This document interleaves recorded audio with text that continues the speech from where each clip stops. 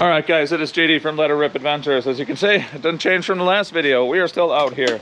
Next video I'm going to do is, like I stated at the end of the last one, everybody always asks me, what do I do to my machines to get them looking, as you can see, as nice as they do every single time they hit the trails. Let's go!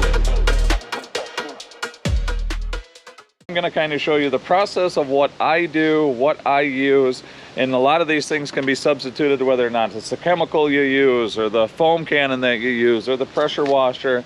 I guess it's the same principle I use for every single one of these. What you use for chemical, that's kind of on you. Now, I will state this, that if you do want it to look nice, you are going to be spending some money on chemicals, whether or not that's your deep clean, whether or not you use super clean or simple green or any chemical like that to spray your differentials, the stuff that you don't have to worry about fading paint and stuff. So you're going to have that cost. You're also going to have the car wash soap, depending on what you use. I always go for what the cheapest stuff is because I like, I wash these things every single time they're out riding, detailing them every single time they're done riding. So for me, I go through a lot of chemical. I just use what's cheapest, and I think it's the process that will get these looking as nice as they do, not necessarily the chemical that you use. And then once everything's cleaned up, we'll go through the rest of what it takes to detail it out.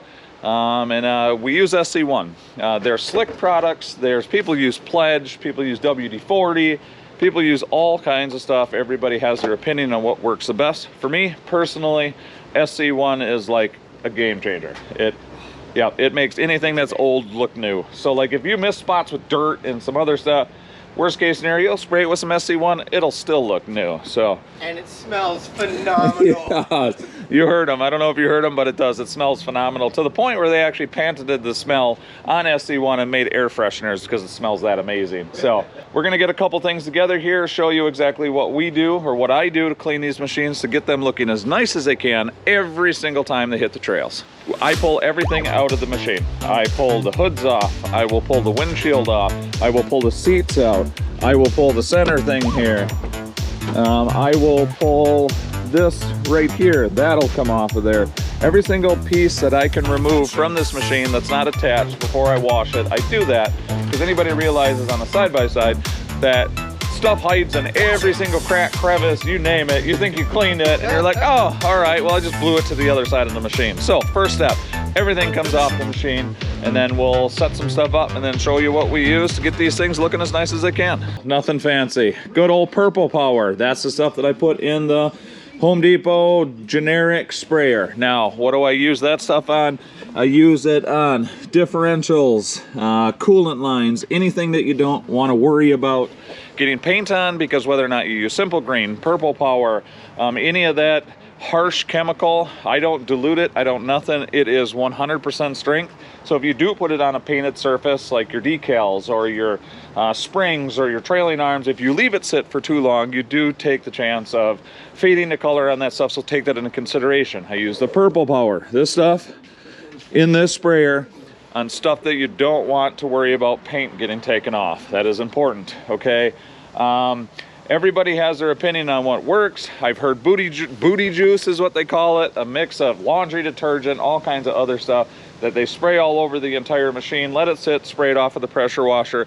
I've tried it, it doesn't work. Unless you come back and actually scrub it, hand wash it, get it with the abrasive brush to clean it all up, and then pressure wash it again, which we'll show you. Once it dries, it still doesn't look as nice as it can. It is a process, it does take time. Dylan hates it because usually for me it's, I don't know, it's a couple hours per machine to do it right. This one's not going to take us as long. We're just going to show you the process. So, Purple Power, spray it on the stuff you don't want to get paint and stuff on.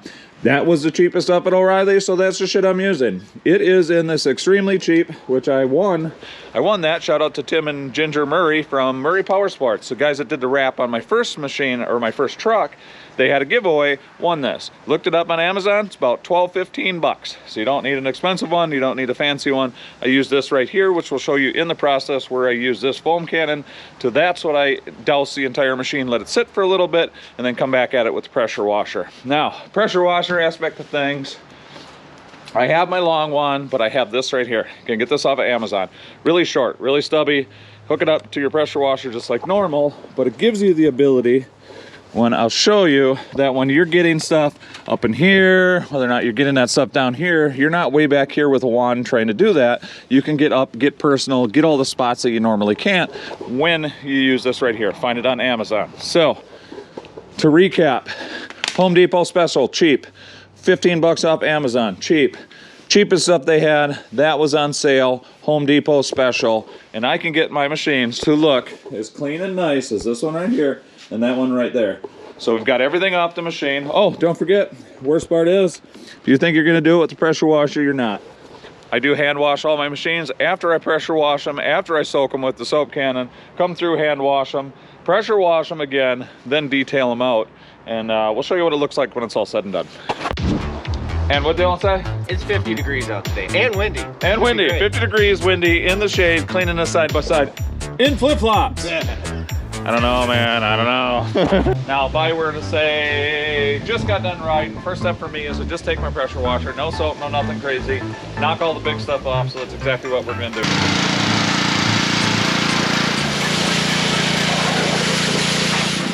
No, Bruce is not gonna look as good as my machines look after we get done doing this. I'm just showing you the process because Dylan's rig has not got a JD style clean in a long time. So don't judge everything when it's said and done. I'm showing you the process. It's still gonna look nice. It's gonna look way better. Okay, so got all the big stuff knocked off. This was like if you're coming down, you're done with the ride, knocked all the big stuff off, but you can see that unless you agitate and actually wash this stuff, a lot of that stuff is not going to come off. But what I do from here is I take the Purple Power, Simple Green, Simple Green, Purple Power, whatever you want to use, and then go ahead, Dylan. So anything you don't want paint on, we're going to do like the differential, your brake calipers, all of the hoses, anything in here that you can let that chemical sit a little bit, because it will actually, it's going to be sitting on the machine for a little bit. That's why you don't want to put it on any painted surfaces. But he's going to do the same thing back here, get his clutch cover, get the hoses, get the inner fender well, get all that stuff so it can marinate, work on that dirt before we come through and pressure wash it again. So while he's doing that, I'm gonna get myself set up with the foam cannon right there. We're gonna hook that up, bomb the entire machine, let it marinate and sit for a little bit, pressure wash it again, knock all the stuff off, and then we will hand wash it from there.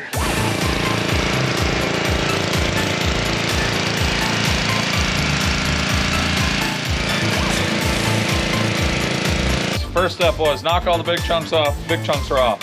Spray it with your Simple Green, Purple Power, whatever you want on non-painted surfaces. Don't do it on your decal because it could possibly fade it. From there, took the foam cannon. As you can see, foam cannon. Let it sit, let it marinate, and then I will come back and pressure wash it again. From that point, you should have all the big stuff. You should have all the whatever.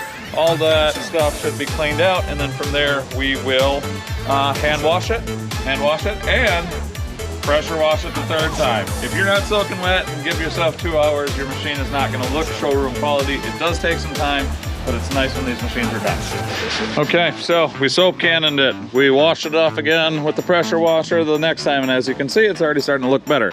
But unless you come through and actually hand wash this, there's a lot of stuff, dirt residue and stuff like that. You can see with just a little bit of scrubbing how it's starting to discolor and change colors. That is why hand washing is indeed so important. Dylan's working on the seats and the pieces and parts that we took off of this machine. We are to the point where we're going to hand wash it, blow it off with the handheld blower, get water out of places it's not supposed to, let it sit and idle, get to running temperature, detail it out, and it is almost done. All right, so I've got a weird process. Guys that have ridden my machines know, do not touch my displays.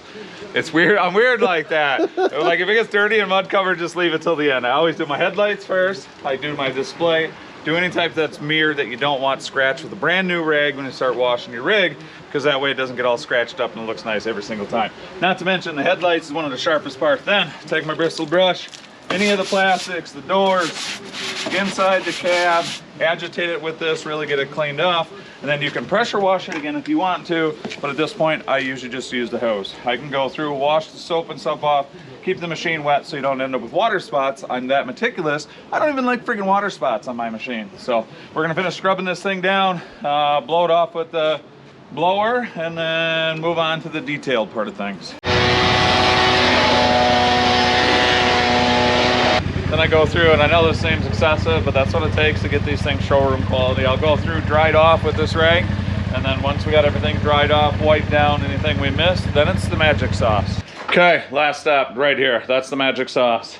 As you can see, guys, we got everything cleaned off. And it looks good, you know, we got all the discoloring, but you're still gonna get the fading and stuff like that on an old machine, and that's where this comes into play. But you can see everything's nice and clean. So we're gonna bomb it with this. Now you can actually let it sit for a little bit, let it sit, let it marinate. The longer you let it sit, when you go to buff it out, the higher the gloss is gonna be. It is nice too, you'll notice if you do hit water, when you put SC1 on, the water beads off. It does collect dust, kind of a pain in the butt, but when it comes back to the more you apply this stuff, it'll build enough of a layer that the dirt just kind of like shuffs right off of the SC1. Yeah, so we're gonna bomb it with this, let it dry, buff it out, and we'll show you what the final results are when you wash your machine like this. And you ask yourself, where can you spray SC1? Where can you not spray SC1? Your eyes.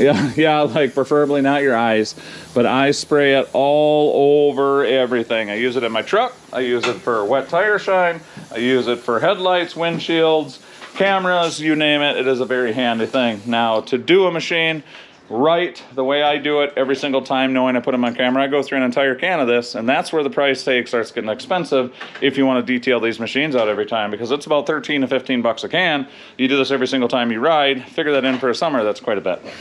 All right, guys, we are done. 2 people, took us, what, a little over an hour? About a little over an hour. How about that? But as you can see, Dylan's buffing it out right now. He's nice and clean, all up in there. Obviously it's not perfect because of the side-by-side. You could spend a half a day easy getting all the little nooks and crannies, but we got the rims cleaned up, the entire engine bay and stuff is cleaned up, everything's good. Everything's looking good up here. Everything really does, shines up nice. You can see inside floors and everything aren't perfect, but for what it is, it's not about getting this one, you know, immaculate, but you see it at the beginning, really looks nice. Take the time. So to reiterate, get all your stuff together, spray all the big chunks off after a ride. From there, spray all your differentials, brake calipers, anything that you don't want to worry about getting faded with strong chemical. Let that marinate for a little bit as you're hitting it with the soap cannon the entire machine. From there, I pressure wash it the second time, get all the soap, all the chemical, everything off of it. From there, you can either I hand wash it from there. I either use a pressure washer the third time, or I hook the hose up so I can wash all the suds and stuff off, because I have hard water here and I don't even like soap spots or water spots on my razor. Once you've got everything washed off, the final time from hand washing it, you take your handheld blower or air compressor or backpack blower, whatever it is, get water out of all the places that you don't want water. And I do let the machine sit and run. Get water out of places you don't want water, such as your any of your ignition stuff, your wiring, turbo, airbox, anything, clutches where you don't want water. That's why I let it sit and run, get to running temperature, shut it down. From there, spray with an ass ton of SC1, more SC1 the better, and just marinate it in there to do it right, to get it looking like it does right now. It does take indeed a full can every single time I detail my machine out, but you guys can see what the results are right there. It really looks nice. And when you put them on camera, it's nice every time you roll out and people are like, wow, is that new? Or what'd you do to make it look like that? Well, you guys see the process. So with that being said, guys, don't forget, we do have some sponsors trying to get us some SC1 as much of that stuff we go through.